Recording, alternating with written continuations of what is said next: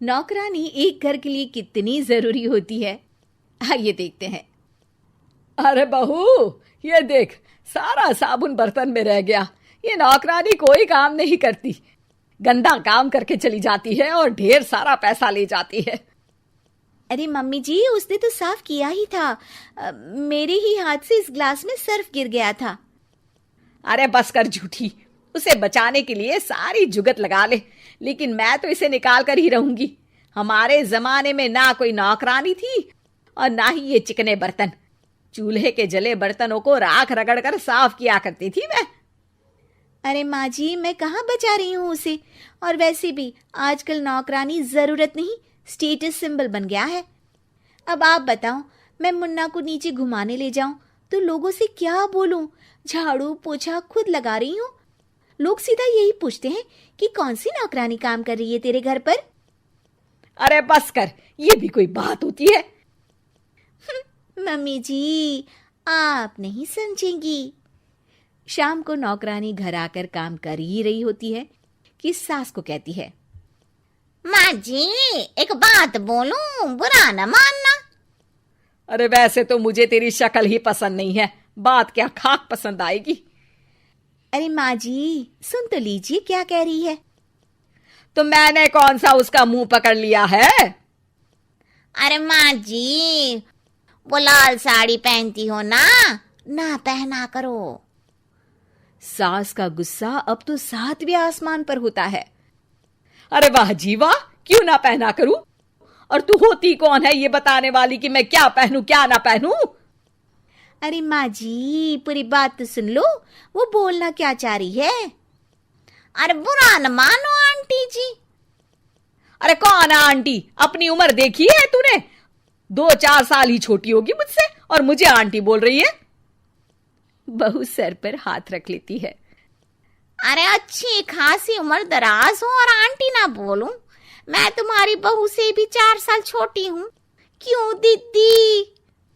बोलती भी क्या, एक तरफ सास यानी पति की माँ, तो दूसरी तरफ नौकरानी जिसके बिना घर का काम नहीं चल सकता।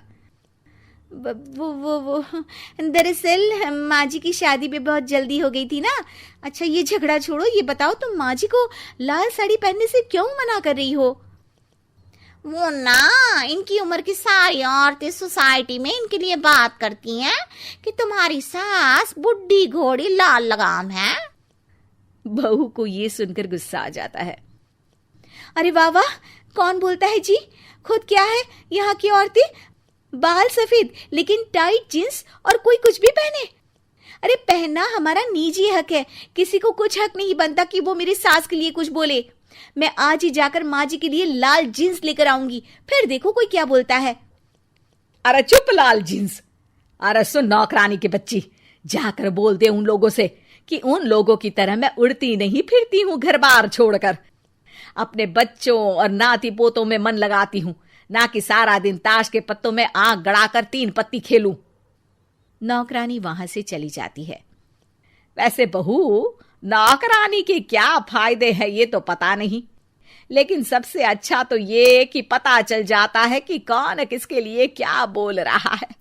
सोसाइटी में तेरा नौकरानी रखने का इरादा बिल्कुल ठीक था। अगले दिन उन लोगों के घर की बेल बजती है। बहू दरवाजा खोलती है कि सामने कुछ औरतें खड़ी होती हैं। अरे बहू, कहाँ है तेरी सास? बुला जरा। अरे बहन जी, आप सारी एक साथ आइए आइए, कैसे आना हुआ? अरे 3 पत्ते खेलने आई हैं, क्यों खेलोगी? क्यों नहीं क्यों नहीं, वैसे भी बड़े दिन हो गए, एंटरटेनमेंट हुआ नहीं। बहू जा जाकर पकोड़े तो बना ला।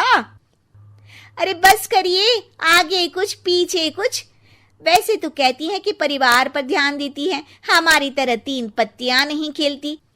हमने कौन सा परिवार छोड़ दिया? सास सक पका जाती है। अब ये किसने कहा?